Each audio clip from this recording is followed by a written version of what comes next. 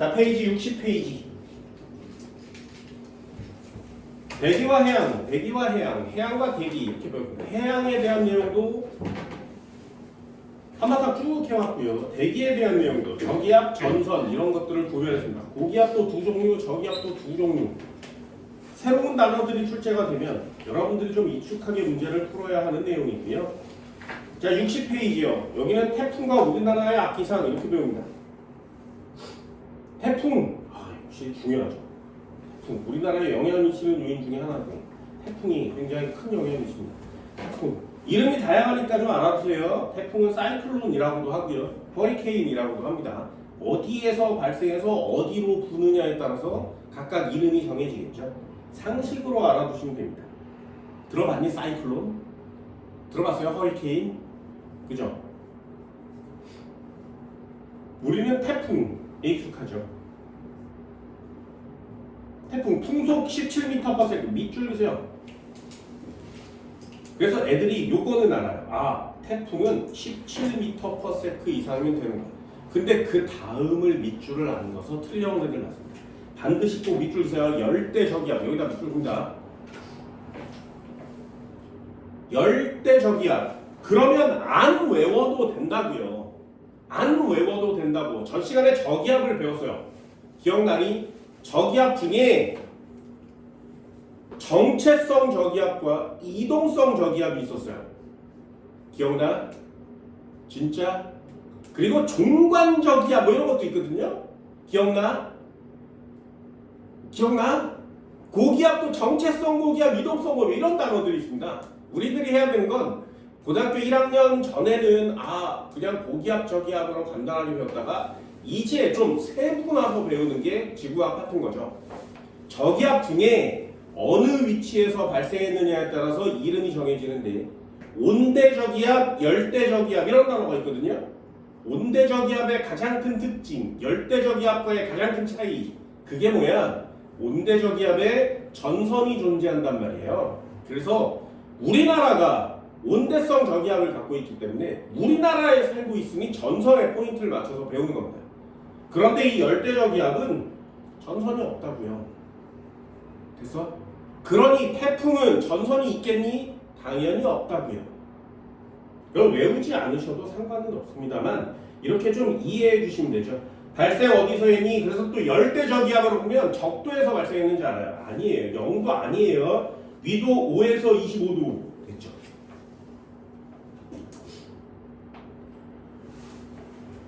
수온약 27도 이상인 수증기의 공급이 충분히 이루어지는 열대우림. 수증기의 공급, 밑줄 긋습니다. 이게 바로 그 밑에 나오는 에너지원이에요. 에너지원의 별표. 태풍의 에너지원, 별표입니다. 공기가 상승할 때 이게 저기압 맞지, 그치? 공기가 상승하면 저기압. 수증기가 물방울로 응결하면서 방출하는 숨은 열. 이걸 예전에는 뭐라 그랬냐면 숨은열, 그래서 잠열이라고 그랬어요. 이런 단어를 쓰면 일제시대 사람이에요. 지금은 숨은열 이렇게 씁니다. 수증기가 물방울로 응결할 때 방출되는 열, 이걸 가지고 태풍을 만듭니다. 태풍의 에너지원은 반드시. 그럼 태풍의 에너지원이 딱 정리가 되면 뭐라고? 수증기가 물방울로 변할 때 나오는 열, 이 태풍을 만드는 에너지거든요. 그럼 태풍 정도 급의 에너지를 공급해 주려면 수증기가 일단 많아야 되죠. 그게 물방울로 많이 변해야 에너지를 많이 만들 수 있겠지. 그러면 태풍은 대륙에서 만들어지겠니? 바다에서 만들어지겠니? 바다에서 만들어지는 거 맞죠. 수증기는 뜨거워야 많이 생기는 거 맞지. 그래서 이 두 가지가 결합된 열대해상에서 만들어지는 겁니다. 그럼 이해를 좀 해주시면 훨씬 더 금방금방 풀 수 있고요. 발생 과정도 순서대로 한번 읽어볼게요. 따뜻한 열대해상에서 열과 수증기를 공급받은 공기가 상승하기 시작한다. 저기압이 생겼고요. 열대지방에서 생겼으니까 우린 이걸 열대저기압이라고 하는 겁니다. 가열된 주변 공기는 회전하면서 중심으로 중심으로 모인단 말이죠. 회전하면서 중심으로 수렴하여 상승 기류가 강화된다. 저기압 좀 세지는 거고요. 저근형 구름이 발달하고 주변에서 더 많은 양의 공기가 뭐예요? 태풍이 형성됩니다. 별로 어려운 단어 없죠. 특징 1번 읽어볼까요? 전선을 동반하지 않고 별표입니다. 전선을 동반하지 않고 일기도상에서 등압선이 조밀한 동심원의 형태를 보입니다. 원래 등압선이 이렇게 같은 지역을 연결한 선 아니거든요. 1000헥토파스칼을 기준으로 4헥토파스칼 간격으로 그려요. 그죠?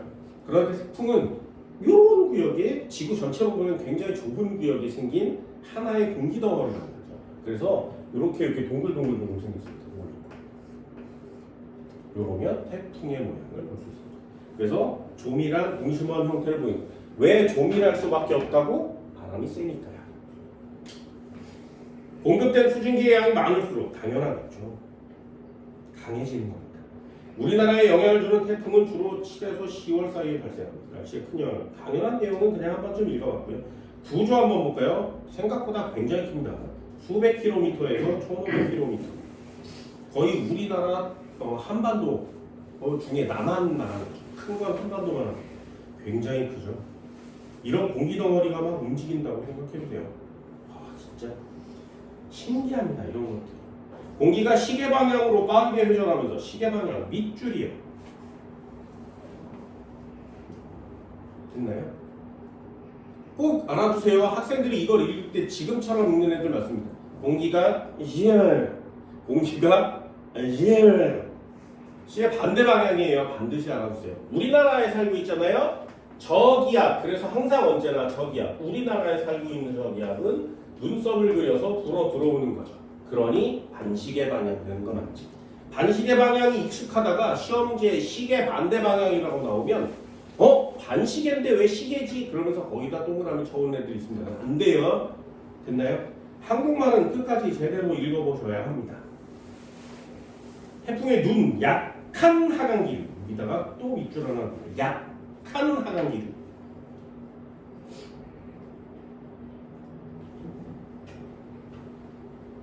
그쵸? 싱크대 물 내리면 동글동글 돌아가면서 가운데 뽁 뚫리는 거 맞지? 그치? 얘도 똑같은 현상이 나타나는 거거든요. 날씨가 맑고 하강기류니까 당연히 날씨가 맑아집니다. 바람이 약한 구역이 생깁니다.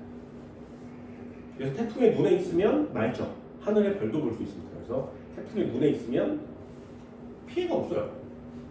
그래서 태풍과 함께 동시에 태풍의 눈에 들어갔을 때 달리시면 돼요. 그러면 피해가 없습니다. 생각보다 굉장히 빨라서 별로 어려운 단어는 없고요. 연구하는 사람들도 되게 많죠. 이런 걸 연구하는 사람. 발생 원인이 얘는 밝혀졌고요.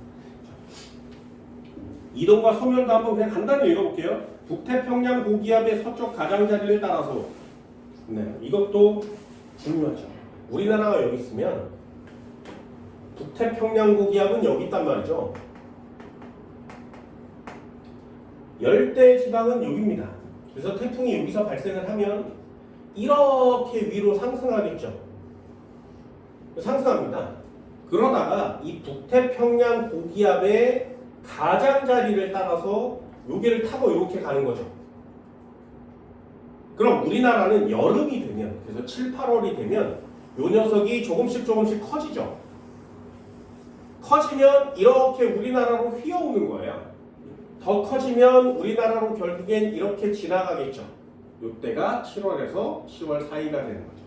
이 북태평양 고기압이 사라져버리면, 점점 약해지거나 사라져버리면 태풍은 발생을 하는데 우리나라를 지나가는 태풍이 사라지는 거죠. 네. 발생은 하는데 우리나라를 지나가는 태풍이 없어지는 겁니다. 그러니 우리나라를 이렇게 1년 내내 따져보면 겨울이 되니까 태풍이 안 오고 가을이 되면 태풍이 오기 시작하거든요. 여름이 되면 시작합니다. 가을에 좀 많이 오죠. 왜? 이 북태평양 고기압 때문에 그렇습니다. 그래서 태풍의 궤도가 이런 식으로 움직이기 때문에 우린 얘를 보고 포물선 궤도야 이렇게 얘기하는 겁니다. 됐죠? 북태평양 고기압의 서쪽의 가장자리를 따라가기 때문에 포물선 궤도를 그립니다. 무역풍지대에서 발생하죠. 원래 발생은 무역풍지대에서 발생합니다. 무역풍지대 북서쪽으로 이동하면 여기 무역풍지대 여기가 이렇게 30도 지역이고 여기가 이렇게 60도 지역이면 여기가 무역풍지대고요. 여기가 편서풍지대죠. 그 무역풍지대를 갈 땐 이쪽으로 가요. 북서쪽으로 이동하며 속도가 느리다가 편서풍지대로 오면 이렇게 꺾어지는 거 맞지? 북동쪽으로 꺾어지는 거죠. 위험반원과 가향, 위험반원이라는 단어 들어봤죠? 가향반원이라는 단어 들어봤죠? 처음 들어보는 단어 맞지? 그치? 이런 것들이 고등학교 2학년 단어가 되는 겁니다. 위험반원, 태풍 이동의 오른쪽 꼭 알아두세요. 위험합니다. 태풍 이동의 오른쪽. 그래서 태풍이 우리나라를 이렇게 통과하면 이쪽이 위험해요. 이쪽은 좀 안전합니다. 옛날에는 이 가향반원이라는 단어를 안전반원이라고 배웠었어요. 그럼 이쪽은 위험하고 이쪽은 안전하니가 아니죠. 태풍은 전체적인 영향이 있는데 이쪽은 태풍의 영향이 좀 커서 위험한 건데 이쪽은 좀 덜 위험한데 그걸 안전이라고 써봤더니 학생들이 안전 그냥 안전한 줄 알아요. 아니란 말이죠. 그래서 단어가 바뀌었습니다. 가향반원이라고 바뀌었죠. 됐나요?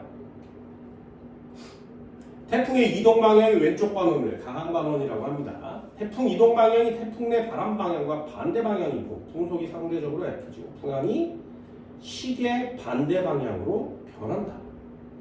이것도 꼭 체크합니다. 학생들이 저기압은 반시계 방향이라고 무조건 외우고는 있거든요. 그죠? 그런데 위험반원 쪽 한번 보세요. 위험반원의 제일 마지막이요. 풍향이 시계 방향으로 변한다. 이렇게 써 있거든요.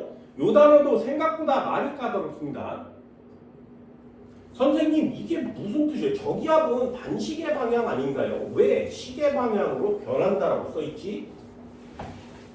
저기압을 가만히 이렇게 놔두면 바람이 불어 들어가니까 반시계 방향으로 불어 들어가요.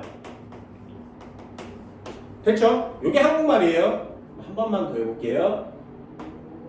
여기가 우리나라가 있었는데 대미 잘 봐. 여기에 저기압이 있다면 우리나라를 기준으로 저기압이 여기 있으니까 여기 운난전선, 한랭전선 뭐 이런 것도 그려봤어요. 그러면 어떻게 돼? 바람이 이렇게 해서 불어 들어오겠지, 그지? 대미? 그럼 저기압이 이쪽으로 돌아오면 이렇게 해서 들어오고요. 저기압이 이쪽으로 나가면 이렇게 해서 돌아서 이렇게 갑니다. 되게 복잡한 상황을 보이죠. 한 번만 더요. 우리나라에 풍향계를 설치하고 바람의 방향을 볼 건데 저기압이 여기 있다면 이렇게 바람이 불어 들어오는 거 맞지? 그쵸? 그러면 요 풍향계를 지날 때 요렇게 바람이 지나가는 요 바람이 1번으로 느껴지는 거 맞죠? 이해됐나요? 그럼 다시요. 두 번째 노란 걸로 한번 해볼까요? 저기압이 여기를 통과하면 어떻게 돼? 얘도 이렇게 반시계 방향으로 불어오는 거 맞죠? 그치? 그러면 아까는 1번으로 바람이 불었는데 지금은 2번으로 바람 부는 거 맞지? 그럼 빨간 걸로 한번 더 해볼까요? 저기압이 여기 있었어. 그러면 이렇게 이렇게 불면 여기를 지나는 바람이 이렇게 불잖아요. 그래서 이렇게 바람이 불어오니까 3번 맞죠? 그러면 저기압이 지나가면 지나갈수록 바람의 방향은 무슨 방향으로 변하는 거라고? 시계 방향으로 변하는 거 맞죠? 그래서 얘가 시계 방향이 중요한 게 아니라 시계 방향으로 변한다가 중요한 단어예요. 됐나요? 바람이 시계 방향으로 시간이 지남에 따라서 변한다 이렇게 쓰는 거예요. 네, 알 수 있겠어요? 이걸 하나씩 전부 다 아주 간단하게나마 정리를 해볼 겁니다.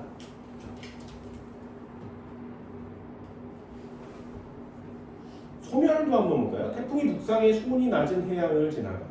수온이 낮으면 수증기가 거의 없겠죠. 그러니까 수문열이 적어지니까 태풍이 에너지원이 떨어지는 겁니다. 육지로 상륙하면 역시 수증기가 대폭 없어지는 거 맞지? 그래서 육지로 올라오면 태풍은 소멸합니다. 지표의 마찰이 증가하여 바람이 약해지면서 세력이 급격히 약해져 소멸한다. 이렇게 쓰는 거예요. 피해, 영향 그냥 다 읽어보면 알잖아요. 그죠? 대처 방법. 대처 방법. 외출은 자제한다. 이런 건 태풍 우리는 매년 겪는 일이기 때문에 올해는 서울 지역으로 지나간 태풍이 거의 없었죠. 올해는 좀 태풍이 좀 잠잠하게 지나간 것 같아요. 라고 우리는 얘기할 수 있지만 저 남쪽에 살고 있는 사람들은 와 진짜 미친 것 같아 이런 얘기들을 할 수가 있겠죠. 그래서 부산이나 제주도 이런 데 살고 있는 사람들은 태풍에 직접적으로 영향을 받는 사람도 많습니다. 주의해야 할 거 하나 있거든요. 60페이지 다시 되돌아가면 아래쪽에 그림과 그래프가 나와요. 이 그래프에 꼭 하나 별표를 쳐주세요. 빨간색과 파란색 그래프 두 개가 있는데 그 두 개를 구별해 내셔야 됩니다.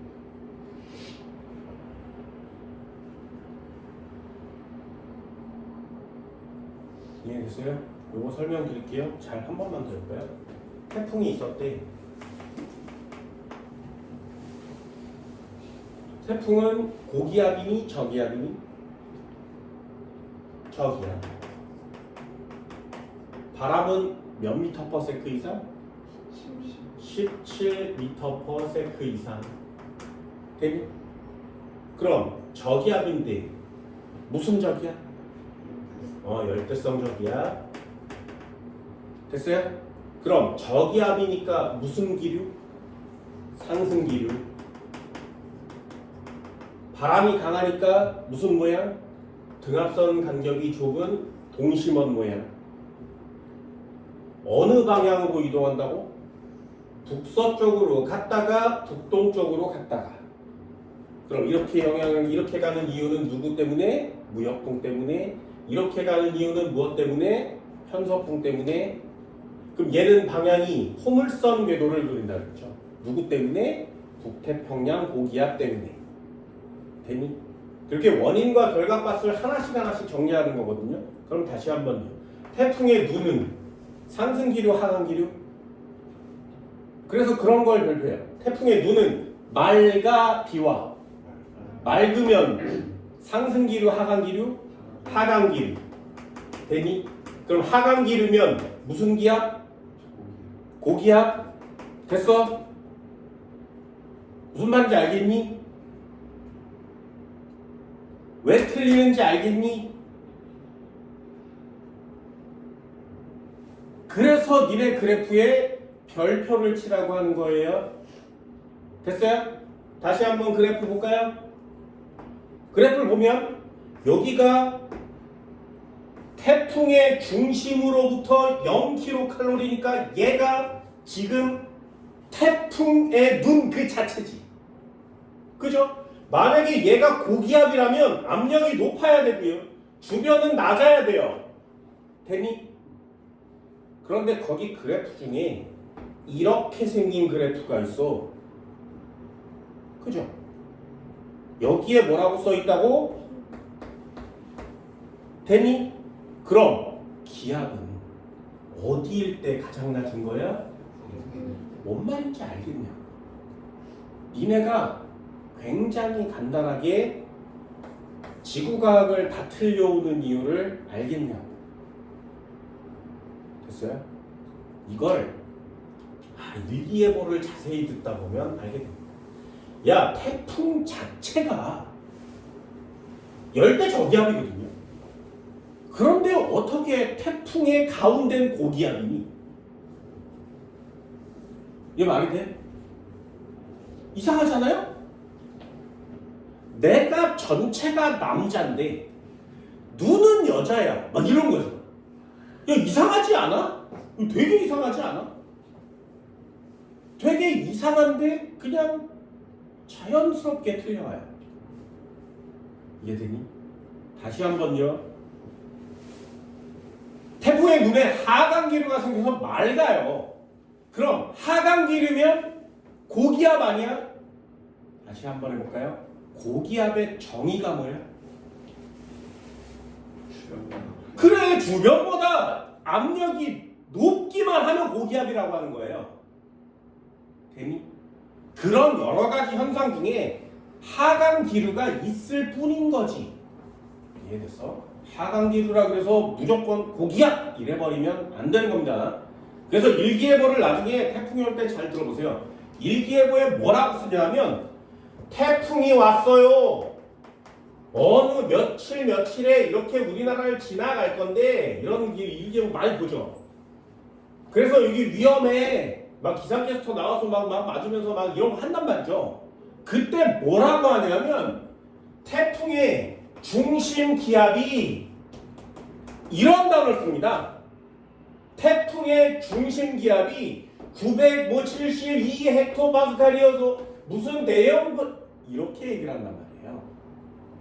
그럼 태풍의 세기를 또는 크기를 가늠할 때 중심 기압이라는 단어를 쓰거든요. 그럼 왜 고기압이라면 눈이 거기가 왜 태풍의 강도가 되는 거냐고.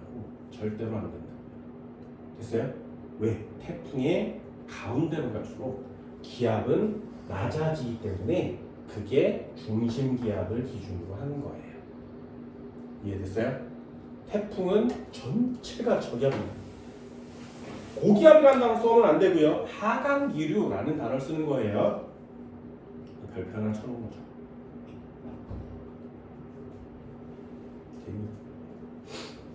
자, 정리 한번 해볼까요? 태풍, 열대, 저기압. 1번. 저런 내용을 간단하게 정리하면 돼요. 태풍이라는 게 있었는데 다른 말 뭐가 있다고? 다른 말? 허리케인이라는 단어도 있고요. 어디서 쓰는 말이야? 미국 쪽에서 쓰는 말이고요. 그리고 이건 어디서 쓰는 말이에요? 됐나요? 하나만 더 해볼까요? 토네이도. 토네이도는 정말 신기하게 대륙에서 발생하는 거예요. 그래서 그게 너무나 궁금한 토네이도 많이 보세요. 열대성 저기압 가장 중요한 내용이 뭐라고? 이건 반드시 항상 언제나 전선이 없습니다. 됐나요? 가장 중요한 내용이에요. 태풍 전선이 없어요. 17m/s 이상이면 되죠. 됐지?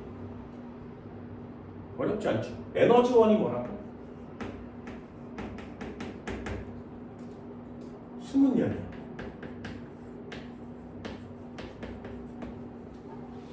무슨 뜻?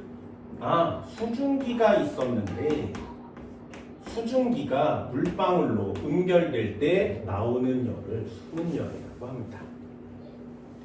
그럼 수증기가 많은 곳, 물방울로 응결이 잘 되는 곳, 그러니 수증기가 많은 열대지방에서 수증기가 나와서 응결이 돼야 되니까 상승해야 되는 거 맞죠? 그래서 그 두 가지 조건이 만족되는 열대 5에서 25도의 위도를 갖고 있는 지역에서 발생합니다. 되셨나요? 자료들이 굉장히 많죠. 태풍은 전반적으로 상식처럼 외우세요. 특히 에너지원은 과학적으로 굉장히 중요한 단어니까 반드시 꼭 체크하시고요. 한 번만 더요. 그러면 무역풍대에서 발생을 해서 편서풍대로 지나가는데 무역풍대로 지나갈 때는 이동 방향이 무슨 방향이라고? 이쪽 방향으로 이동합니다. 그래서 얘를 북서쪽 방향이라고 얘기하고요. 편서풍 지역으로 돌입하면 방향이 바뀌죠. 이동 방향이 어떤 방향인데 편서풍의 영향을 받으니까 이쪽 방향으로 바뀝니다. 얘는 북동쪽으로 바뀌는 거죠. 그렇지? 그래서 결국에 우리나라를 이렇게 따지고 보면 발생을 여기서 했다면 태풍이 얘가 이렇게 가고 있다면 이거 무역풍 된 거죠. 얘가 이렇게 꺾였다면 편서풍 지역을 지금 지나가고 있는 중이고요. 결국에 이 녀석은 이런 식으로 포물선 궤도를 그리게 됩니다. 그래서 물어보는 내용이 달라요. 북서쪽으로 이동하는 원인은 누구 때문이라고? 우여풍. 북동쪽으로 이동하는 이유는 누구 때문이라고? 편서풍. 포물선 궤도를 그리는 이유는 누구 때문이라고? 북태평양 고기압. 예, 북태평양 고기압이기 때문에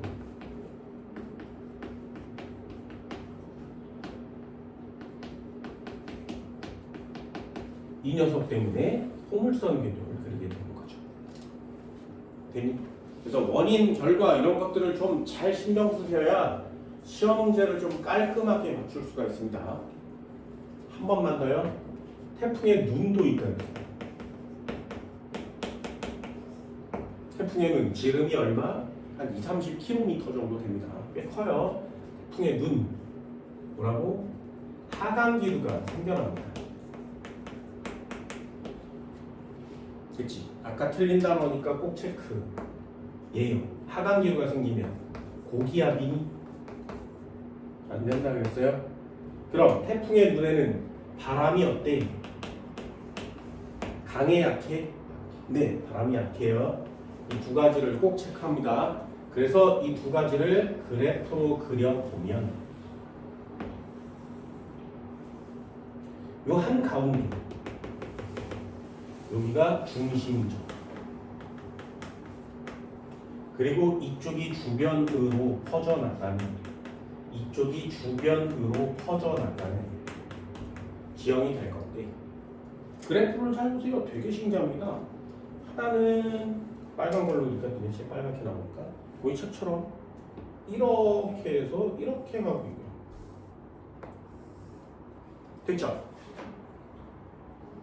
하나는 신기해요. 이렇게 올라갔다가 떨어졌다가 올라갔다가 떨어졌다가 되니?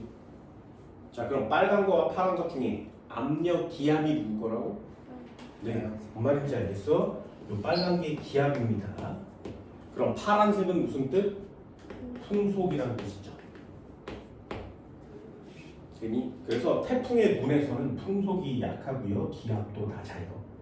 그래서 태풍의 중심 눈은 반드시 꼭 체크를 해줄 수 있도록 합시다. 되니? 별로 어렵지 않죠. 그래서 나중에 일기예보 같은 걸 보면 지구과학은 앞쪽 뒤쪽을 좀 제대로 좀 할 수 있습니다. 그래서 일기예보를 잘 보세요. 기상캐스터 이런 거 뭐 대단하신 분들은 아니겠니? 됐나요? 마지막 하나만 더 해볼까요? 태풍의 이동 방향은요, 포물선을 이렇게 그려간다 했어요. 그죠? 그럼 태풍이 이만한 게 있다면 태풍의 이동 방향이 오른쪽 부분 무슨 반원? 이동하는 쪽의 오른쪽 무슨 반원? 네, 여기가 위험한 거예요. 위험 반원이라고 합니다. 됐나요? 그럼 태풍의 이동 방향의 왼쪽, 이동 방향의 왼쪽 여기를 뭐라고 한다고? 네, 여기를 가항이라고 해요.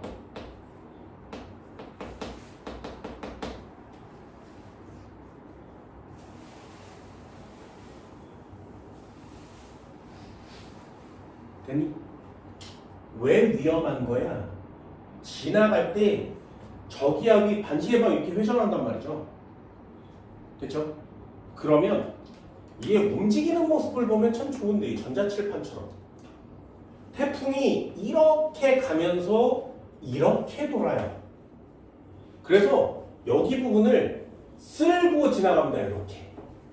그러니까 여기는 위험할 수밖에 없고요. 그럼 이 반대쪽은, 왼쪽 편은 가면서 이렇게 돌죠. 이렇게. 됐죠? 그럼 얘는 가면서 이렇게 불어서 얘한테 영향을 미쳐야 되는데 이만큼 가버린 거 맞지? 이해되니? 그러니까 아래쪽은 마치 달려가면서 사람을 가격하는 경우고요. 뒤에는 달려가면서 멀어지는 사람을 치는 경우예요. 그래서 얘 오른쪽 방향이 달려가면서 때리면서 지나가기 때문에 훨씬 위험한 녀석이에요. 그럼 시험용 문장으로 달려가면서 때리니까 위험해요. 이런 거 시험 문장으로 낼 수 있겠니? 이상하잖아. 그래서 시험 문제로 낼 때 이유를 꼭 쓰세요. 왜 오른쪽이 위험 발언이라고? 그 단어는 하나밖에 없어요. 거기다가 꼭 밑줄을 그어가겠습니다. 이동 방향과 바람의 방향이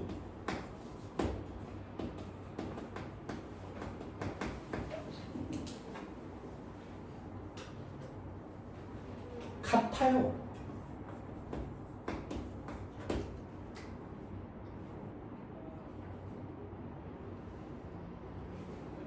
그래서 풍속이 증가하는 효과가 나타납니다. 됐니? 꼭 쓰세요. 바람의 방향은 어느 방향으로 변한다고?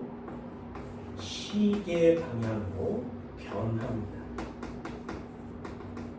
시간이 갈수록 시계 방향으로 변한다는 거죠. 이게 굉장히 중요한 내용입니다. 굉장히 중요해요. 아이들이 지구과학을 어려워하는 이유는 시계 반시계, 동쪽 서쪽 이 두 가지가 헷갈리기 때문이거든요. 되게 단순하죠. 염분이 높아 낮아 헷갈리기 때문에. 대서양과 태평양 중에 염분은 누가 높니? 헷갈리기 때문에.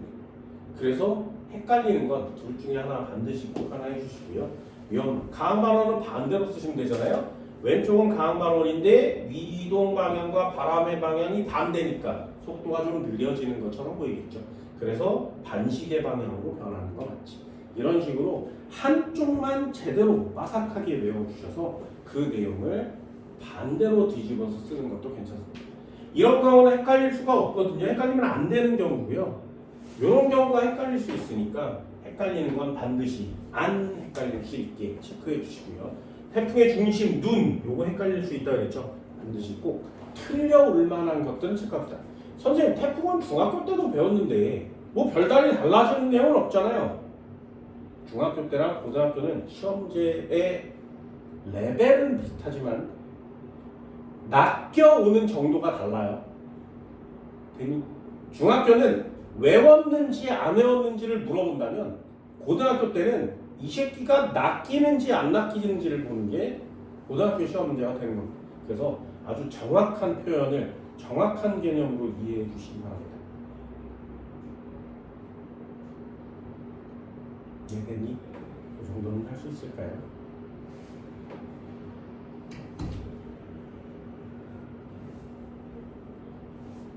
나머지는 좀 상식적으로 좀 읽어보시면 우리들은 이런 내용을 좀 잘 할 수 있게 됩니다. 태풍 많이 어렵지는 않죠? 많이 어렵지는 않으니까 요새 우리나라로 태풍이 잘 안 옵니다. 이게 기상 이변 때문이기도 하고요. 정말 신기하게 니네 62페이지 그림 한번 보세요. 우리나라가 여기 있으면 여기 일본이 있거든요. 요 아래쪽에 오키나와거든요. 그리고 여기에 중국 대륙이 이렇게 있으면 여기에 대만이 있어요. 여기 대만입니다. 그죠? 그리고 그 아래쪽에 섬들이 이렇게 있는데 여기가 필리핀이거든요. 그 대만은 굉장히 남쪽이고요. 필리핀이 여기 아래쪽이에요. 요 사이 틈이 있어요. 사이 틈. 근데 예전에는 태풍이 좀 아래쪽에서 발생했습니다. 그래서 여기서 발생하면 북동쪽으로 이동한다 그랬지.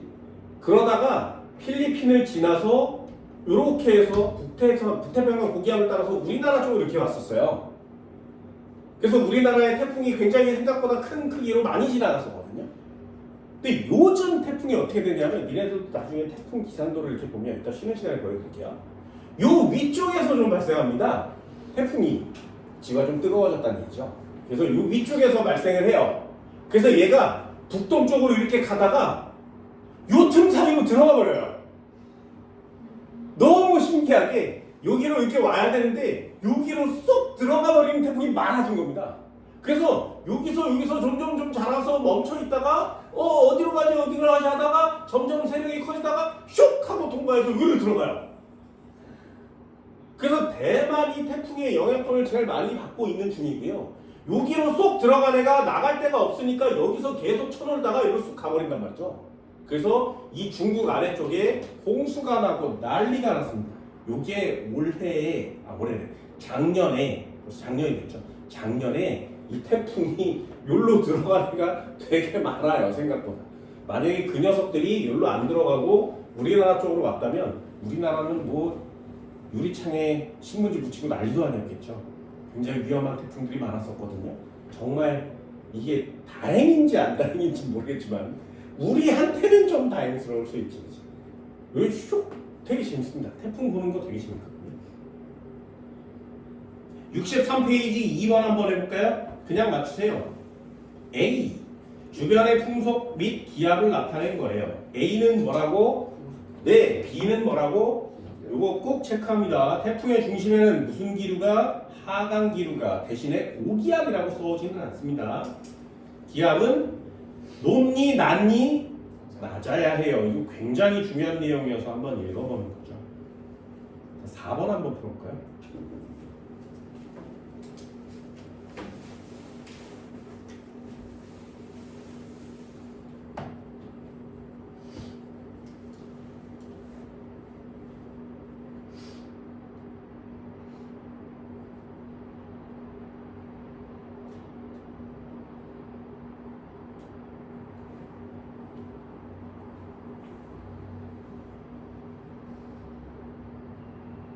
어때요? 이게 기본 문제라는 거잖아요.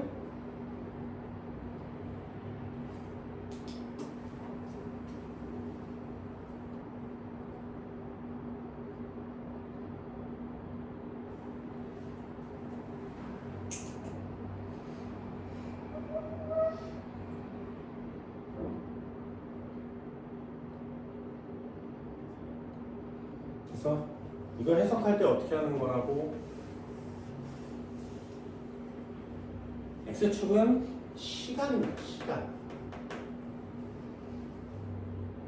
11, 12시, 11일, 12시, 12일, 12시. 여기가 10일이었다가 11일이었다가 12일이 된 거죠. 그죠? 그래서 어느 지점에 관측소를 세워놓고 요 녀석의 풍향을 본 거죠. 아, 10일에는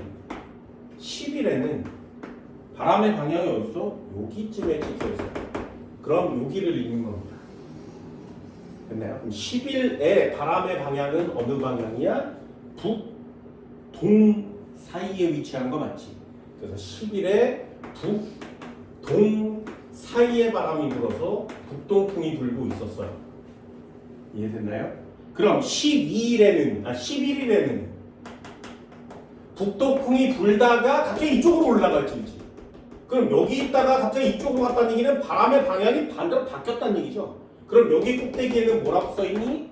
북서라고 써있는 거 맞지? 그럼 얘는 바람의 방향이 북동에서 북서로 바뀐 순간이죠.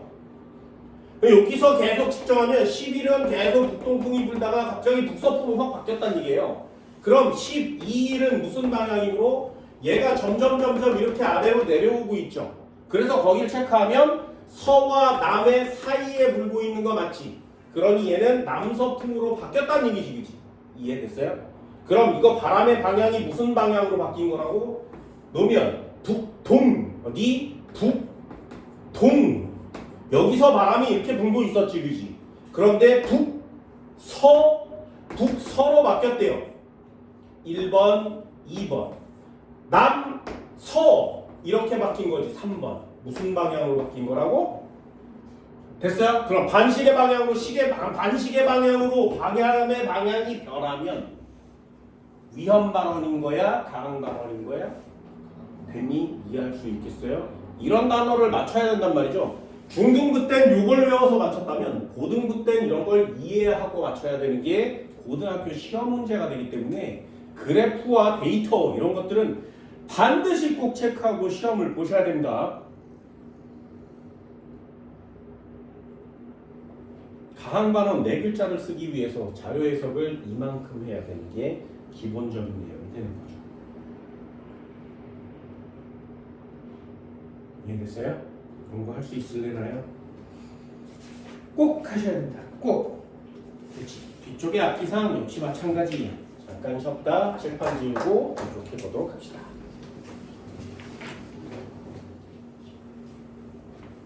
64페이지요. 앞기상 여기도 외워볼게요. 기상이 좀 앞조건이란 뜻이에요. 앞기상.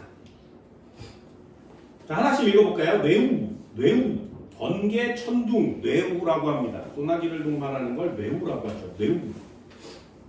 대기가 불안정할 때 수증기를 포함한 공기가 상승하여 항상 공기가 상승하면 구름이 생겨서 비가 옵니다. 그래서 비나 구름은 공기 상승이랑 항상 연결을 지키세요.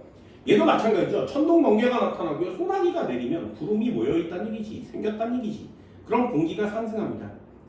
강한 태양빛에 의해 지표 부분이 국지적으로 가열되어 공기가 활발하게 상승할 때, 한랭전선에서 찬 공기 위로 따뜻한 공기가 빠르게 상승할 때, 태풍 등에 의해 강한 상승 기류가 발생했을 때, 어때요? 공기가 그냥 천천히 올라가는 게 아니라 빠르게 올라가면 천둥, 번개, 뇌우가 발생할 확률이 높은 거죠. 적은 성숙, 소멸 그냥 간단하게 알아주시면 됩니다. 맨 뒤쪽에 소멸 단계를 보면 전체적으로 약한 하강 기류, 비가 약해지고 구름이 상승. 이런 단어도 그냥 간단하게 읽어보세요. 별다른 내용은 없어요. 여기는 그냥 간단히 읽을 겁니다. 그래서 이 상승 기류가 되게 강해지면 우박이 내릴 수 있습니다. 아래쪽에 보면 지름이 5mm 이상의 얼음 덩어리가 지표면에 비처럼 내리는 현상을 우박이라고 합니다. 적랑 이래 이런 단어 들어봤어? 적은형 구름 들어봤니? 그럼 나누는 뭐야? 다시 한번요. 층은형 구름 들어봤니? 온난전선에 층은형 구름 생기죠. 그럼 층은은 뭐예요? 됐어요? 여기도 마찬가지. 정난원이 생긴다며. 요거 뭐냐면 이렇게 구름이 이렇게 쌓이잖아요. 그럼 이쁜 모양으로 이렇게 쌓이면 우린 그걸 적운이라고 해요. 근데 그 적운 중에 물방울이 막 여기 맺혔을 거 아니야? 그래서 빈경에 결합해서 물방울이 커지면 떨어지겠죠. 얘 떨어질 때 구름은 수증기니까 수증기가 이렇게 흩어집니다. 그래서 구름의 모양이 살짝 이상하게 흩어지는 거예요. 그래서 어쩌라고 난자를 써서 구름의 모양이 흩어지는 모양을 나타낸 건데 여기 난자가 붙어 있으면 요거 비가 내리고 있다는 뜻이에요. 됐나요? 지금 비가 내리고 있는 정난운 이런 뜻입니다. 강한 상승 기류에 의해 얼음 결정이 상승과 하강을 반복하면서 주위에 관행강 물방울이 얼어붙어 성장하는 무거워지던 하강 기류가 만나면 떨어집니다. 우리나라 구름에서 비가 오는 원리 알고 있니? 이거 상식으로 체크하세요. 구름에서 비가 오는 원리는 두 종류가 있습니다. 하나는 빙정설이라고 하고요. 하나는 융합설이라고 해요. 융합설은 뭐냐면 여기에 수증기가 있을 거 아니야? 수증기가 많이 모여있는데 이 녀석이 막 모여있다가 조금씩 수증기가 모여서 물방울 사이즈가 커지는 거죠. 물방울 사이즈가 커져요. 수증기가 모여서 물방울의 사이즈가 커집니다. 이걸 융합설이라고 해요. 물이 점점점 합쳐져서 물방울이 사이즈가 커지면 떨어지는 거죠. 됐나요? 빙정설은 뭐야? 여기에 물방울이 있고요. 수증기가 있고요. 여기에 얼음 알갱이가 있습니다. 얼음 알갱이. 그래서 얘를 빙정이라고 하는 거예요. 얼음 알갱이에 수증기가 이렇게 달라붙어요. 그러면 얘가 관행각이 된 상태면 이 녀석이 달라붙어서 바로 얼음이 됩니다. 액체 단계를 거치지 않거든요. 액체 단계를 거쳐도 얼음이 될 수 있어요. 0도가 아닌데도 얼음이 될 수 있습니다. 그래서 여러분들은 술을 마실 기회가 많이 없지만 가정에서도 해볼 수는 있습니다. 콜라는 잘 안 되거든요. 근데 콜라는 좀 잘 안 돼요. 소주 같은 경우에 어떤 음식점들에서는 손님들을 좀 많이 유치하기 위해서 냉장고의 온도 조건을 이 관행각 상태로 만들어요. 그래서 거기다가 음료수, 소주를 막 넣어줬습니다. 그래서 보고 있으면 액체 상태로 있어요. 그래서 소주 한 병이요 이렇게 주문을 하면 냉장고를 열어서 그 녀석을 꺼내서 가져와서 여기서 탁 쳐줘요. 그럼 그 안에 있는 애들이 얼어요. 슬러시로 바뀝니다. 순간적으로. 그래서 얼음인데 얼음이 돼야 되는데 아직 안 되네. 그러니까 상태는 이 상태란 말이죠. 근데 온도는 얼음이 돼야 되는 온도인 거예요. 아직 안 된 거예요. 그걸 과냉각된 상태라고 합니다. 그래서 이 녀석한테 약간의 충격을 가해주면 갑자기 과냉각이 풀려서 상태가 변하는 거죠. 얘도 마찬가지예요. 과냉각된 수증기 물방울들이 이렇게 있다가 빙정에 달라붙으면서 갑자기 얼어요. 그러면 여기에 알갱이들이 커집니다. 그럼 얘는 액체야 고체야? 고체예요. 됐나요? 그래서 얼음 알갱이가 커져서 무게를 못 견디고 내리면 눈이 되는 거예요. 내리다가 녹으면 비가 되는 겁니다. 됐나요? 우리나라는 어떤 거야? 얘예요. 열대지방의 비, 동남아 지역에 내리는 비는 얘예요. 그래서 동남아 지역이나 열대지방에 내리는 빗방울은 졸라 크죠. 융합돼서 무게를 못 견디면 내려야 됩니다. 근데 우리나라는 이렇게 내립니다. 그래서 얼음 알갱이에 달라붙은 관행강 물방울이 이렇게 있었는데 내리다가 녹으면 비가 돼요. 됐나요? 그럼 우박은 어떻게 생기는 거야? 내렸는데 갑자기 상승 기류가 강해지는 거죠. 그럼 내리다가 다시 올라가요. 그럼 달라붙어요. 또 커지겠죠? 그럼 내려오다가 상승 기류가 있으면 또 달라붙어요. 이걸 여기서 계속 반복하니까 사이즈가 커지는 거예요. 내리는 거죠. 그럼 얼음 알갱이가 녹아서 내려야 비가 돼야 되는데 사이즈가 크니까 다 녹지 못하고 그대로 떨어지는 거죠. 그걸 우리는 우박이라고 하는 거예요. 그럼 상승 기류가 강하면 강할수록 우박의 사이즈가 커질 수 있지. 반입 이래 우박 내리는 거 본 적 있어요? 완전 어렵다는데 뭐. 네, 우리나라는 보기가 좀 쉽지가 않죠. 기상이변이 생겨서 지금 전 지구에서 우박이 내리는 확률이 조금씩 커지고 있고요. 더 대단한 건 사이즈가 커지고 있어요. 사이즈가. 그래서 이 녀석이 엄지손가락 한 마디짜리 요만한 게 내리면 자동차를 뚫을 수 있어요. 그럼 자동차를 뚫으면 우리나라 사람은 다 죽는 거예요.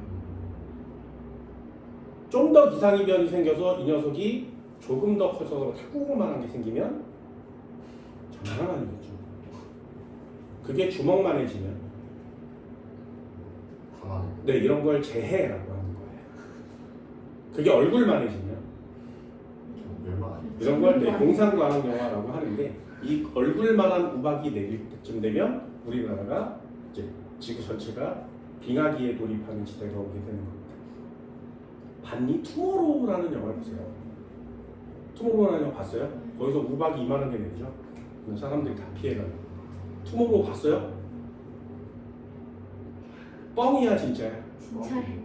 아이 뭐야? 왜 투모로우에서 가장 내가 본 장면 중에 가장 인상 깊은 장면은 추위를 막 피하잖아요. 사람들이 추위를 막 피하는데 막 여기 얼어붙고 막 이러잖아. 그러다가 헬리콥터가 가다가 얼어서 추락해요. 그때 조정사랑 이런 사람들이 탈출하다가 다다다다 이러면서 어는 장면이거든요. 난 그 장면이 너무나 인상 깊었어요. 저렇게 급속 냉동된다고? 네, 사실이에요. 그렇게 됩니다. 그렇게 됩니다. 이유가 뭔지 알아? 이것도 참 별 얘기를 다 했잖아요. 이렇게 있으면 여기까지가 대륙권이죠. 성층권이거든요. 우리 지구학 시간에 중등부 때 배웠어요. 대륙권은 기상현상이 있어서 구름은 여기까지밖에 안 올라가죠. 여기서 비가 내리는 거거든요. 성층권은 오존층이 있고요. 안정돼요. 대륙 없어요. 그래서 비행기가 6일 다니는 거죠. 그러니 비행기를 타고 보면 구름이 다 비행기 아래에 있는 거예요. 됐죠? 니네 성층권의 온도가 몇 도인 줄 알아? 졸라 낮아요. 그래서 성층권에서 비행기 창문을 열면 다 얼어 죽을 수도 있어. 이게 좀 더 커지면 점점점 온도가 낮아지죠. 오존층 때문에 좀 높긴 하거든요. 조금씩 높아지긴 합니다. 그래서 이렇게 낮았다 이렇게 올라가는 게 기온인데 여기에 낮았을 때 굉장히 낮아요. 그래서 여기 기상현상이 생기면 안 되거든요. 근데 기상이변이 생겨서 아까처럼 저기압이 이렇게 발달을 하면 상승기류가 생기잖아. 얘가 사이즈가 커지는 거예요. 이렇게 사이즈가 커져요. 태풍도 사이즈가 커져요. 태풍에서 생겨난 구름도 여기서 이렇게 생겨야 되거든요. 근데 그게 사이즈가 더 커져서 에너지를 더 많이 공급받으면 점점 더 사이즈가 커지겠죠. 그럼 이 애가 여기를 이렇게 먹을 만큼 사이즈가 커지는 거야. 됐니? 그럼 태풍의 중심부에서는 하강기류가 있다 그랬죠. 그래서 갑자기 성층권까지의 공기층을 태풍이 뚫어준 거예요. 그래서 여기 있는 공기가 직접 내려오는 거죠. 이렇게. 여기 있는 애들이 다 얼어 죽는 거예요. 실제로 그렇게 할 수 있습니다. 이렇게 되면. 그러니 강한 상승기류가 있다는 건 우박이 커질 수 있다는 거고요. 전조 생산이죠. 우박이 먼저 떨어질 거니까요. 영화 되게 잘 만들죠. 과학 선생이니까 영화 그런 걸 보면 그래도 좀 이해도 하고 느끼는 점도 많죠. 그러니 좀 더 재밌을 수 있어요. 아, 저렇구나. 실제로 본 적은 없지만 저렇게 했구나. 이런 것들. 요새는 그런 과학 영화를 대충 만들지 않습니다. 진짜 잘 만들어. 인터스텔라 봤어? 뻥이야 진짜야. 될 수 있는 거야. 인터스텔라의 모든 내용은 다 뻥이에요. 전부 다 뻥이에요. 세 가지만 진짜야. 지구에 옥수수만 남습니다. 진짜예요. 다 죽고 옥수수만 남습니다. 왜냐하면 필수 아미노산이 다 필요해서 섭취를 해야 되는데 옥수수는 스스로 만들어요. 그래서 여러분들도 옥수수를 많이 드시는 걸 추천드려요. 되게 오래 살 수 있어요. 그래서 인터스텔라의 첫 번째 장면이 옥수수 반만 나거든요. 실제로 옥수수만 있기 때문에 그렇습니다. 나머지 다 죽을 거예요. 두 번째가 시간 팽창에 대한 내용이죠. 갔는데 늦게 왔더니 우주선에 있는 사람은 늙었어. 진짜야? 진짜야? 네, 진짜 그럴 수 있습니다. 아직 안 해봤기 때문에 모르는 거예요. 실제로 그럴 수 있어요. 피라미드를 빙글빙글 돌잖아요. 그러면 시간 팽창이 일어납니다. 그런데 너무 조금 일어나서 느끼질 못하는 거예요. 실제로 이론적으로 일어나요. 세 번째, 인간이 한 번도 본 적 없는 블랙홀을 그리거든요. 근데 그건 불안하지. 불안하죠. 인간이 태어나서 한 번도 본 적 없는 블랙홀이 영화에 나와요. 노란색으로 빨간색으로 이렇게 생긴 블랙홀이 나오거든요. 영화 개봉했을 때 야 블랙홀인데 까매야지 이런 사람들이 되게 많았어요. 그런데 2022년인가 블랙홀 사진을 찍었죠. 인간이 최초로. 찰칵. 나사에서 찍어서 그 새끼를 분석했더니 인터스텔라 장면이랑 똑같아요. 생김새가. 미래를 예측하고 만든 영화 같이. 아니에요. 그 인터스텔라를 만들 때 블랙홀의 장면을 재현하기 위해서 물리학 교수를 데리고 왔지. 블랙홀의 가장 대단한 위대한 과학자를 데려다가 야 어떻게 생겼을 것 같으니 그래서 이렇게 생겼을 것 같아 라고 그 당시에 가장 최고로 발달된 상태인 블랙홀을 상상으로 컴퓨터 그래프를 만든 거죠. 근데 실제랑 똑같아요. 미쳤지. 과학영화는 보는 거예요. 이제 공상과학영화는 공상과학영화만으로 끝나지는 않습니다. 공상과학영화 중에 개뻥은 어벤져스죠. 말이 되나 이게.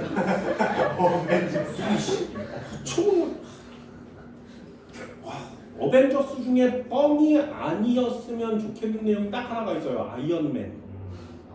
유언으로 만들고 있거든요. 그나마 재밌어. 네, 만들고 있습니다. 만들 것 같은데. 네, 못 만들죠. 그렇게 되기가 쉽지가 않아요. 진짜 못 만들 것 같은데. 지금 융합로는 건물 하나만 해요. 근데 걔는 여기 달고 다니죠. 그래서 거의 컨셉이 이 독소 때문에 방사능이 막 이렇게 해서 막 이상한 것도 막 해독 주스 막 이런 것도 마시고 막 이런데 나중에는 자기가 스스로 원소를 만들어서 여기다 집어가죠. 그래서 그런 능력을 가지고 인간이 그런 요 융합로를 갖게 되는 순간 지구는 또 바뀌겠죠. 그렇죠? 태양을 여기다 달고 다니는 거예요. 에너지 혁명이 올 겁니다. 그러니 그 정도의 에너지를 가져 태양의 에너지 정도를 가져야 토르랑 싸울 수 있잖아요. 신과 대적할 수 있는 경우는 그 경우밖에 없어요. 야 말이 돼? 감마선을 쪼여서 헐크가 된다고? 진짜 저분이 이거 암에 걸릴 뿐이죠. 초록색으로 변 광합성 아니? 야 진짜 초록이 없습니다. 광대가 재밌어요. 거기서 보이면 이렇게 보면 역시 지구를 구하는 사람들은 모두 이과생이죠. 모두요. 네. 옆에 음유신 하나 껴줘야 되는 거 아니에요? 헐크 박사잖아요. 헐크 박사. 그죠? 아이언맨 과학자 발명가죠. 스파이더맨 과학자잖아요. 예전에 내가 어릴 때 나왔던 스파이더맨은 거미한테 물려요. 실제로 거미한테 물리고 방사능에 오염된 거미한테 물리거든요. 그런 컨셉이 똑같아요. 그런데 몸의 형태가 변해서 여기에 거미줄을 뿜어내는 거미의 기관이 여기 생겨요. 그 구멍에서 거미줄만 나가거든요. 그게 너무 끔찍한 거야. 그래서 바꿨죠. 기계 장치를 만드는 걸로. 그리고 거미줄의 용액을 스스로 합성하는 걸로 바뀌었습니다. 몸의 구조가 변하면 얘 문과생이든 인과생 상관이 없죠. 근데 거미줄을 만들어내고 이 키트를 스스로 제작해야 되기 때문에 얘는 이과생이어야만 해요. 그래서 과학에 관심 있는 이과생이 된 거죠. 뭐 과학대회도 나가고 이러잖아요. 퀴즈 대회 나가고. 거기 나오는 사람들은 거의 대부분 이과생입니다. 장난 아니죠. 대단해요. 거기 이런 장면이 있어요. 니네 어벤져스를 잘 봐서 봤는지 모르겠는데 이렇게 툭 쳐서 인구의 절반이 죽잖아요. 타노스가 쳐서 그런 다음에 그 다음에 그걸 해결할 수 있는 방법을 가져온 사람이 있어. 과거로 되돌아가서 이걸 치기 전으로 가자. 그걸 갖고 온 사람이 앤트맨입니다. 앤트맨이 미지의 세계에 빠져 있다가 되돌아와서 쥐가 이렇게 건드려서 되돌아오죠. 되돌아와서 찾아왔어. 그래서 버튼을 막 초인종을 누르고 나 왔어 라고 들어가요. 그리고 상황을 다 듣죠. 다 죽었어. 우린 어떻게 할 수가 없어. 그래서 지금 이러고 있어. 그랬더니 그 앤트맨이 나중에 잘 보세요. 해결할 수 있는 방법이 있긴 한데 이렇게 하면 되지 않을까? 그래서 사람 캡틴 아메리카랑 위도우랑 모여서 어떻게 하면 되는데 이랬더니 그 사람 뭐라 그러냐면 양자역학을 이해하는 분 있나요? 이렇게 얘기를 해요. 그리고 장면이 바뀌어요. 그리고 그걸 다 세팅하고 과거로 되돌아가기도 하고 그래서 막 사건이 다시 일어나는 거거든요. 그러니까 양자역학이 뭔데?를 설명해 주진 않죠. 그건 다 뻥이니까 과거로 되돌아 뻥일 수 있으니까. 과학 잘 만듭니다. 진짜 과학 잘 만들어요. 영화도 그런 거 보면 되게 이과생이죠.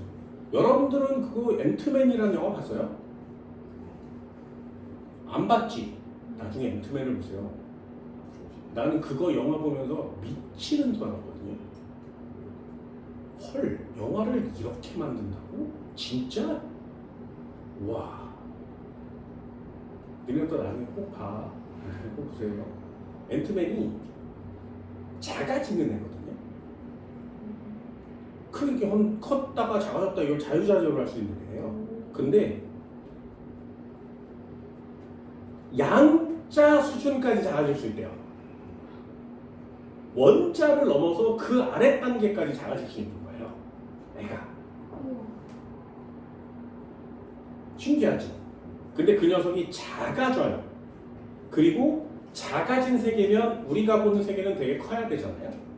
그래서 우주선을 타고 작아진 상태로 미시 세계로 들어가서 내려요. 그럼 요런데 여기 앉아 있는 거지, 그치? 그때 그 우주선 쪽으로 하늘에서 엄청나게 이상하게 생긴 괴물들이 막 날라와요. 태어나서 처음 본 것 같은 괴물들이 막 날라와요. 그래서 얘를 막 퉁퉁 치고 건드리고 막 이러거든요. 그걸 피해서 막 도망가고 막 그럽니다. 그 녀석, 그 영화를 보고 그 녀석이 누군지를 맞추는 사람은 거의 없어요. 근데 나는 보고 우와 저걸? 이러는 거죠. 난 알고 있으니까요. 걔를 물곰이라고 합니다. 물곰. 들어봤어요? 물곰? 아, 그 우주 밖에 나가서 살 수 오! 있는 게. 물곰 들어봤니? 들어봤어? 나중에 인터넷 물곰 찾아보세요. 물곰. 생각보다 굉장히 귀엽게 생겼습니다. 하리보처럼 생겼어요. 내 하리보 먹을 때마다 이런 생각을 하거든요. 아, 물곰 닮았네. 이런 생각. 물곰. 네, 지구상에 가장 많은 생명체 중에 한 녀석입니다. 물곰. 어디에도 있어요. 지금 우리가 사는 지금 여기 어디에도 있습니다. 무슨 친구? 네. 그 녀석의 특징, 능력, 죽지 않아요. 미쳤죠. 그래서 그 녀석을 죽이려고 우주까지 데리고 갔어. 네.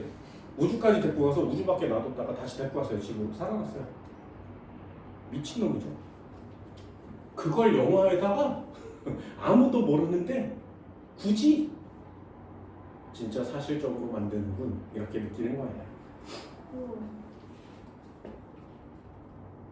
처음 봤어요 물곰을? 네. 올. 이거 재밌겠지? 나 같은 사람이 과학 영화 보면 생각보다 재밌겠죠. 재밌겠죠. 우박 진짜 이런 건 많이 내리지 않았으면 좋겠습니다. 그죠? 집중호우 짧은 시간 동안 좁은 면적에 많은 양의 비가 내리면 집중호우. 그 다음 밑줄이요. 시간당 30 이상, 하루 동안 80 이상. 니네들 지구과학을 배우잖아요. 일기 기상현상에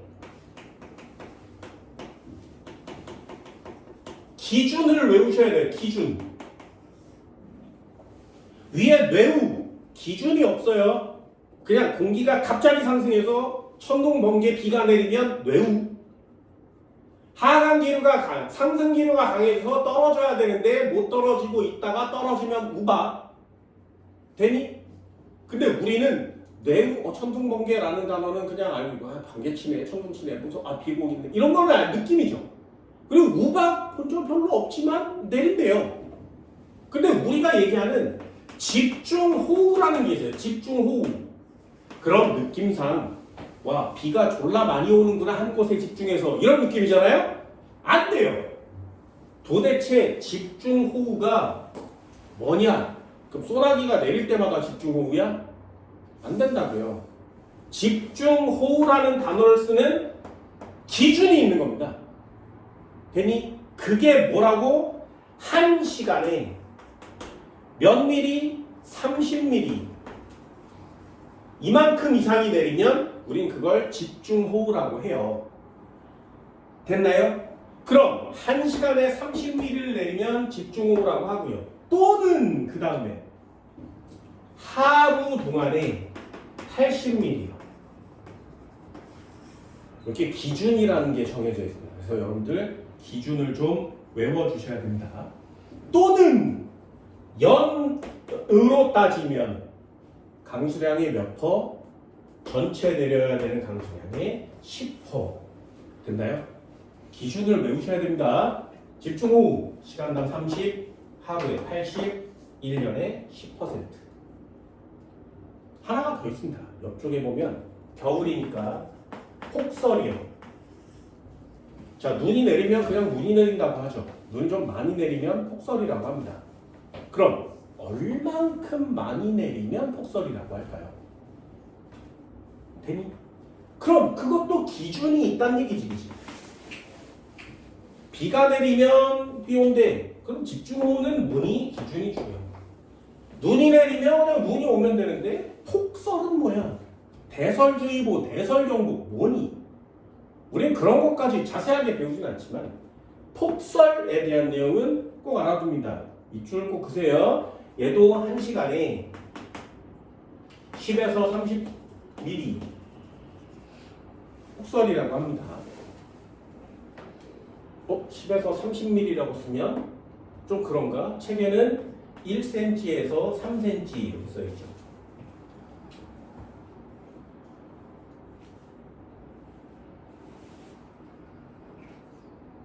되셨나요? 그럼 이것도 상식이에요. 여기는 미리고요. 여기는 왜 센치?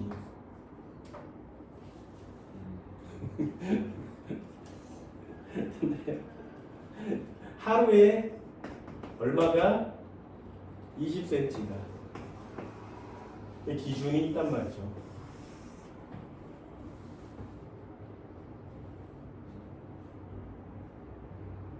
괜히 이런 기준은 꼭 체크해서 알아둡니다.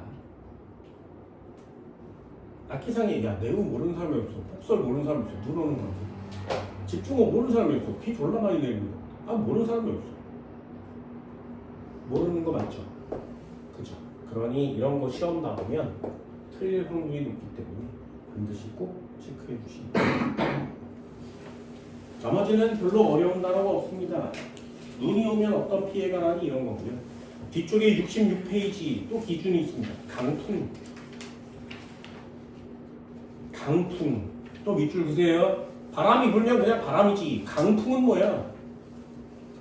10분 동안 14m/s요.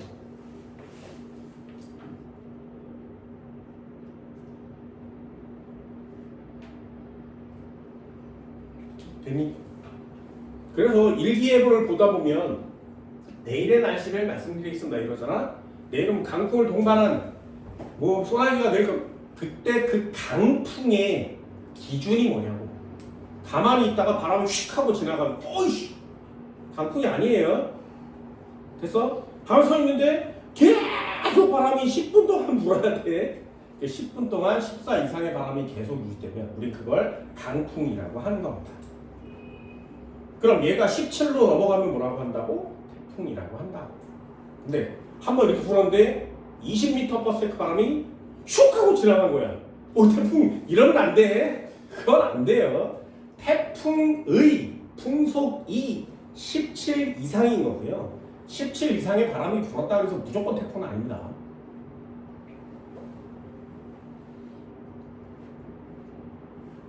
황사 별다른 기준은 없죠. 몽고의 사막지대에서 우리나라 쪽으로 불어오는 녀석을 황사라고 합니다. 호흡기 질환, 눈병 이런 것들을 일으킨대요. 그죠?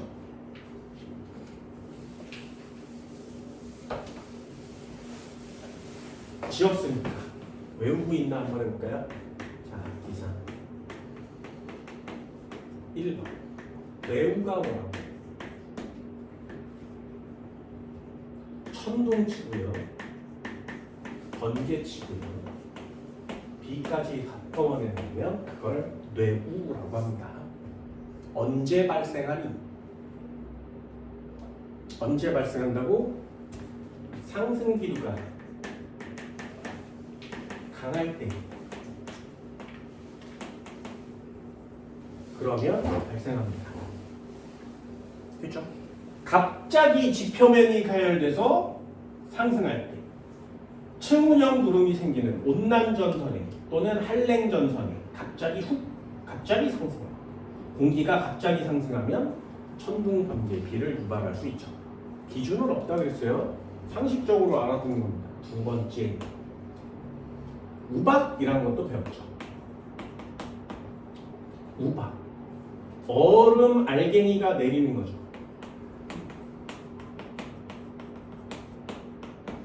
언제 생긴다고? 역시 상승기류가 강할 때. 뭔가 하늘에서 내리는 기상현상은 상승기류 때문에 생기죠. 구름 때문에 생깁니다. 요것도 상식 하나만. 요 안에 수증기가 들어있고요. 수증기에 얼음 알갱이가 들어있습니다.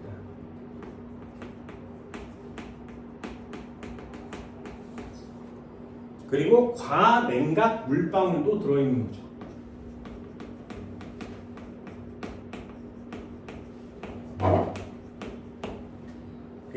그럼 얘네들이 합쳐져서 그냥 내리면 뭐가 된다고? 비가 된다. 그래서 그냥 슉 내리면 비가 되는데 얘가 내려야 되는데 상승기를 타고 다시 올라가겠지, 그지? 그러면 다시 내려올라 그러는데 다시 올라가겠지. 그럼 덩어리가 커져서 내려오면 우린 이거를 우박이라고 하는 거죠. 어렵지 않지, 그지? 사이즈가 커져서 생겨나는 거니까. 그럼 이 구름을 뭐라고 한다고? 위로 쌓인 구름, 적은 비가 내리고 있으니까 적난운 이렇게 얘기합니다. 세 번째요. 집중 호우. 호우. 뭐야? 좁은 면적에 많은 비가 내리는 걸 집중호우라고 합니다. 그치? 도대체 얼만큼 많은 비? 기준 정할 수 있겠어요? 1시간에 얼마? 1시간에 30mm. 됐죠? 그럼 하루에 얼마? 80mm. 그럼 1년 동안엔 얼마? 연 강수량의 10%.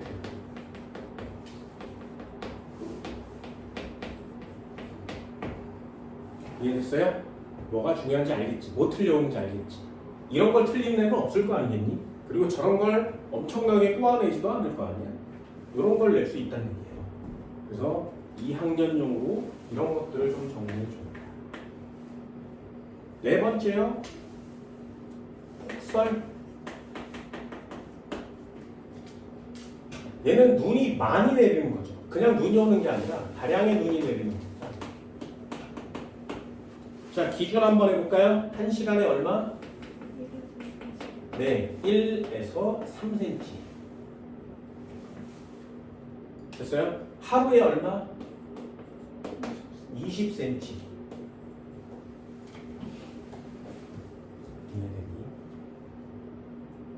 어때? 기준이 있는 건 좀 외워줍시다. 앞으로 기준이 졸라 많이 나올 거거든요.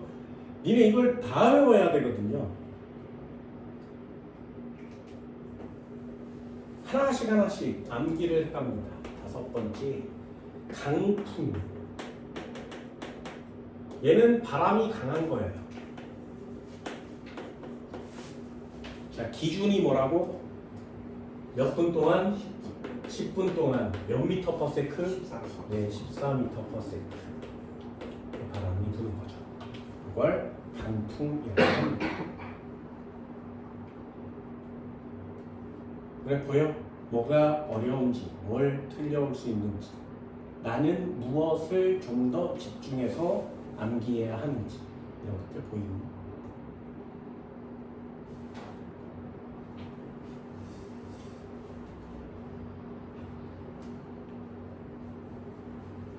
황사는 그냥 오는 거 맞죠?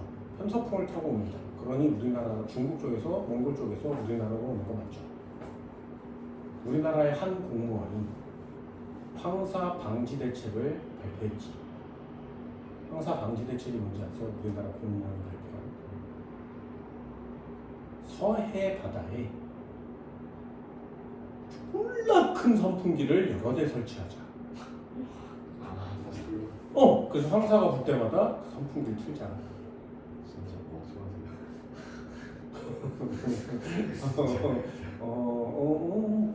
그럴 수 있어.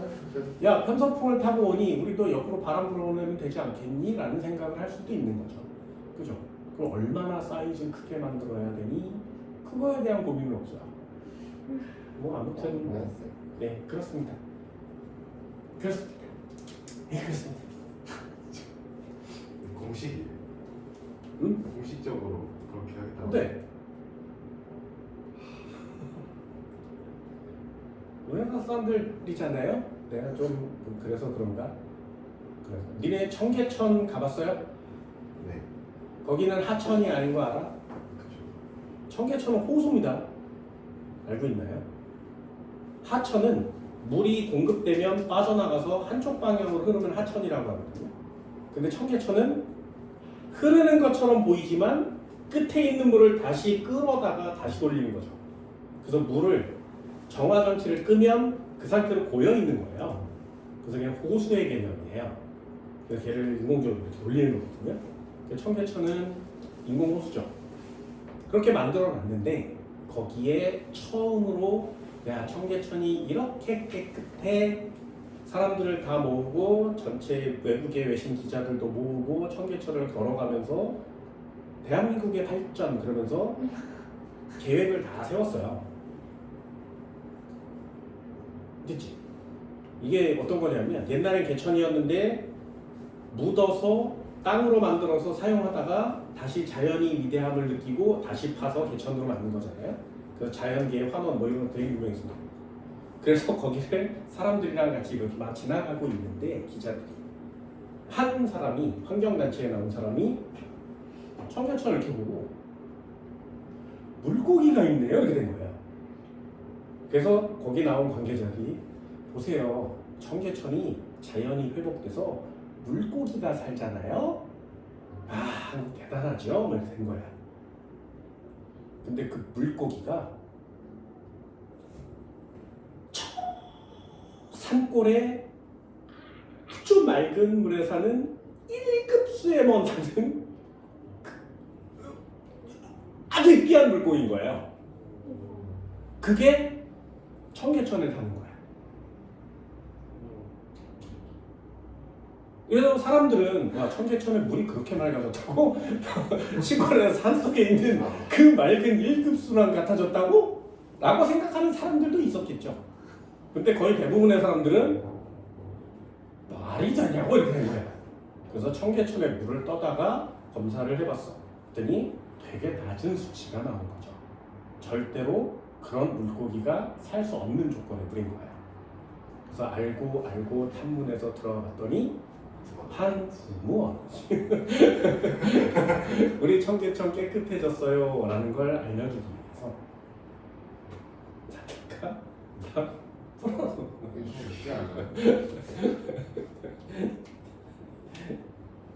대단한 나라죠 우리나라. 청계천에서도 1급수의 희귀 물고기를 기르는 엄청난 나라였습니다. 이게 무슨 그런 게 좀 그러면 안 되는데 좀 정직하게 살아야 되겠죠. 자, 한 번만 해봅시다. 문제 한번 풀어볼까요? 68페이지요. 대표자는 1번이요. 태풍의 구조를 봤더니 태풍은 이렇게 생겼대. 어느 지역을 통과하는 애를 봤대요. 그랬더니 잘 보세요. 아까 그래프는 되게 깔끔하게 그려졌었는데 이 그래프는 찌글찌글 그려져 있는 거 맞지? 그러면 어디에 T2 지점에 동그라미 칠 수 있니? 지금 T2 지점에 태풍에 뭐가 있는 거라고? 눈이 있는 거라고. 그죠? 그럼 빨간 그래프와 파란 그래프 중에 어떤 게 기압? 빨간색. 다시 한번요. 어떤 게 기압? 빨간색. 네, 빨간색이 기압이요. 진짜? 아니 파란색. 뭔 말인지 알겠니? 기압은 누구 거? 파란색. 파란색이 기압이요. 빨간색이 풍속. 뭔 말인지 알겠냐고. 느껴지니? 어떤 걸 틀려오는지 알겠어? 아까는 잘 이해가 됐는데 지금은 이해가 안 되시나요? 그래서 A라고 써있는 빨간색이 태풍의 중심에 가까운 애가 크죠? 이 녀석이 풍속이 되는 거죠. 그래서 태풍 중심 주변부예요. 풍속이 가장 셉니다. B가 한꺼번에 훅 빠지는 그래프. 이 그래프가 기압 그래프가 되겠다. A는 풍속, B는 기압 이렇게 써야 됩니다. 그럼 T1과 T3 중 풍속이 더 강한 때는 언제인가? T1 풍속 무슨 그래프를 봐야 된다고? 빨간색 그래프 보는 거 맞죠? 그걸 모르면 문제를 풀 수가 없기 때문입니다. 그럼 풍속이 빨간 그래프 중에 T1이 더 큰 거 맞지? T1 쓰시면 됩니다. T1, T2, T3 중에 기억이 통과한 시기는 언제인지 쓰시오. 태풍의 눈이 지금 통과하고 있는 지점은 어디라고? T2요. 나머지는 그냥 간단히 읽을 수 있나요? 태풍의 중심에는 약한 무슨 기류가? 네, 중심은 하강 기류. 태풍의 주변에서 중심으로 갈수록 기압은 점점 어떻게 된다고? 낮아져야 됩니다. 중심 기압이 제일 낮아요. 반드시 꼭 체크하세요. 태풍의 중심부의 기압은 어떨수록 세력이 강해? 낮을수록 세력이 강합니다. 낮아야 상승 기류가 엄청나게 세지겠죠. 그래야 열대적 기압 사이즈가, 크기가, 세력이 강해지는 겁니다. 태풍의 바람은 중심에서 가장 강하게 분다. X. 중심으로 갈수록 이렇게 쓰는 거예요. 시간당 강수량은 T1일 때, T2일 때보다 많다. 태풍의 눈에서는 비가 안 오는 거죠. 됐니? 그래서 T2에는 강수량이 적습니다. 동그라미. 태풍의 눈이 이 지역을 통과한 시기는 T2이다. 네. 아까부터 계속하고 있죠. 기압이 가장 낮은 지점, 바람이 가장 잘 안 부는 지점, 태풍의 눈이에요. 태풍에는 주위에는 강한 상승 기류로 정남이 발달한다. 네. 태풍의 중심은 주변보다 기압이 약간 높다. 맞아요? X.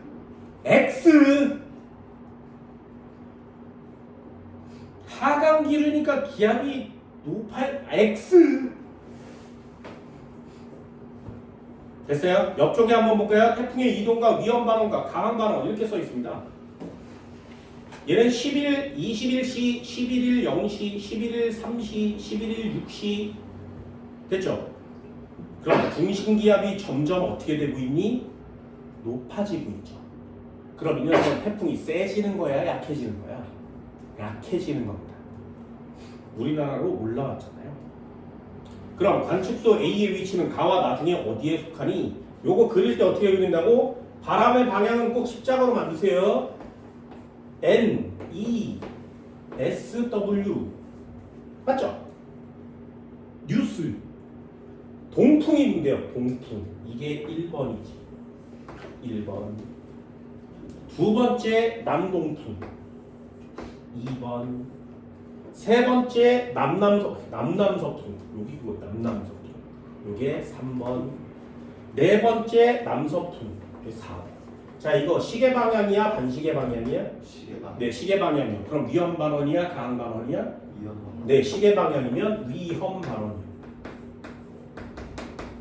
왼쪽 오른쪽? 오른쪽 됐나요? 그럼 나가 위험 반원에 속하니까 나라고 정답 주셔야 되겠죠. 할 수 있겠어요?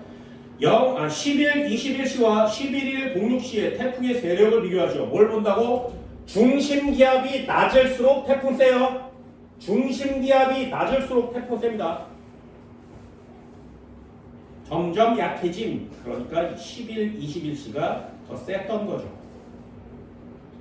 태풍이 통과하는 동안 가나 지점에 대한 설명 중 옳은 것을 골라라. 가는 무슨 반원? 강한 반원. 나는 오른쪽에 있으니까 위험 반원. 따라서 가한 반원 지점은 나 위험 반원보다 풍속이 어때야 돼? 약해야 되죠. 위험한 게 풍속이 센 거니까. 그럼 피해가 더 크겠니? 작겠니? 작으니까 강한 반원. 크면 위험 반원 이렇게 얘기하겠죠. 관측 기간 동안 가의 바람 방향 변화를 추론하여 옳게 나열하시오. 서풍, 북서풍, 북풍 되니? 자 이것도 어떻게 표시한다고? 가는 가항 반원 맞지? 그러면 이동 방향의 어느 쪽? 왼쪽. 그럼 풍향은 바람의 방향은 무슨 방향으로 점점 변한다고? 반시계 방향으로 변해야 되죠. 맞아? 진짜? 맞아? 하여 헷갈리는 건 반드시 하나는 하는 거지. 이해되니? 반시계야 시계야? 반시. 이해됐어? 그럼 얘는요. 하나는 서풍이고요. 하나는 북서풍이고요. 하나는 북풍이래요. 되니? 그럼 반시계로 보려면 어떤 걸부터 물어야 돼? 이렇게 해야 반시계 맞지. 됐니? 그럼 북풍 1번, 북서풍 2번, 서풍 3번. 이해됐어요? 굉장히 중요합니다. 나는 어떻게 외워? 안 틀리는 건 외워야 되잖아요. 아, 가항반원 왼쪽. 아, 반가워. 나는 그냥 외워. 반가워. 아무렇게나 외워. 됐어? 반가워. 아무렇게나 외워.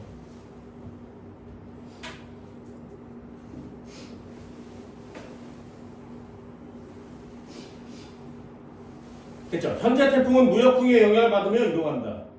우리나라니까 현서풍을 받아야 되겠죠. 1번 X. 태풍이 이동하는 동안 가지점의 풍향은 시계 반대. 또 나왔죠. 되게 중요하다고요. 둘 중에 하나 찍는 거니까 반드시요. 가지점은 무슨 반원? 가항 반원. 반가워. 이건 동그라미. 태풍이 우리나라를 통과하는 동안 세력이 약해지고 있다. 네, 동그라미. 태풍이 우리나라를 통과하는 동안 수증기의 공급이 활발한 X. 어때요? 태풍. 아, 배웠는데 옛날에 알겠는데 초속 17m/s 이상인데 여기 물어보는 게 단 하나도 없지. 그죠? 그러면 니네들이 물로 풀어서 아는 것과 모르는 것 중에 골라라 그러면 첫 번째가 태풍의 눈은 고기압이 아니에요. 하강 기류는 있어도 맑지만 고기압은 아니에요. 중심기압이 가장 낮아요. 그 중심기압이 낮을수록 태풍은 세요. 이쪽은 위험, 이쪽은 가항인데 풍향이 지나갈수록 어떻게 바뀌어요? 어때요? 그런 것들이 생각보다 굉장히 중요한 거 맞지? 됐나요? 이런 식으로 하나씩 하나씩 공부를 해주시기 바랍니다. 됐나요? 별로 어렵진 않죠?